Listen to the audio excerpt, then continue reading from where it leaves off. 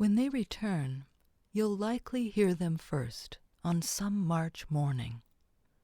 They could be miles away, calling from the river flats and open fields beyond the trees, a sound heard once, remembered ever after, seeming prehistoric, as if any of us really knows what prehistoric sounded like. But this we know.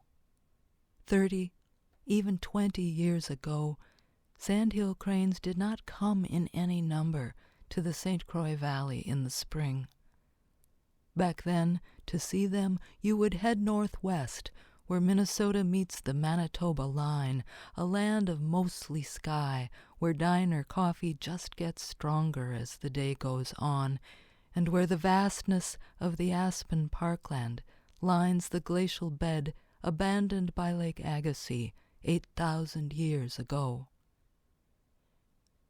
It was there, in the company of rare fringed orchids and blue bottle gentians, where the air reverberated with the calls of Sandhill cranes, each breath passing through a windpipe coiled like Louis Armstrong's trumpet, tucked into a hollow space along the keel. So even now, when a pair appears above the marsh, setting their wings in tandem and gliding down to land on the far shore, the first thought is that they might be only passing through, except this time they stay.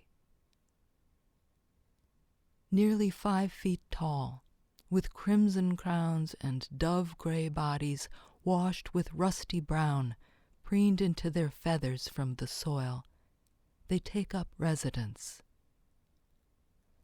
They spend the hours asserting their territory and impressing each other in the not-so-subtle ways of cranes, by flinging sodden bits of grass into the air and calling out in unison, again, again, a wild duet begun by one, picked up the next split second by the other.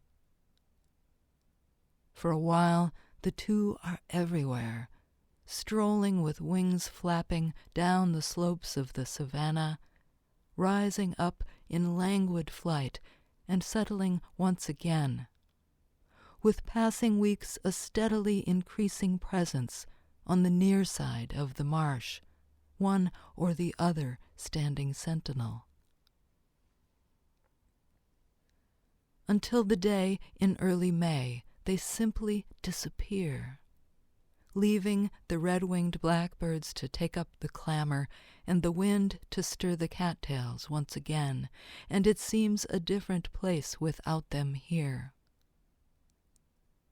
In their absence, you can tell yourself it's just 2 birds, that 500,000 sandhill cranes will gather in the spring along Nebraska's Platte, that they will fill the autumn skies at Bosque de Apache in New Mexico. But the big picture offers cold comfort when the small picture is not small. It comes to near on June, an afternoon of clouds and steady rain. A ruby-throated hummingbird, undaunted by the weather, flies in great pendulum swings before its mate, roaring at the low point of each arc like a stunt plane pulling from a dive. When the cranes erupt in sudden chorus, and there they are once more, standing together, sheltering their 2 young colts below. Orange beaks and tawny yellow bodies moving with uncanny grace in this, the only world they know.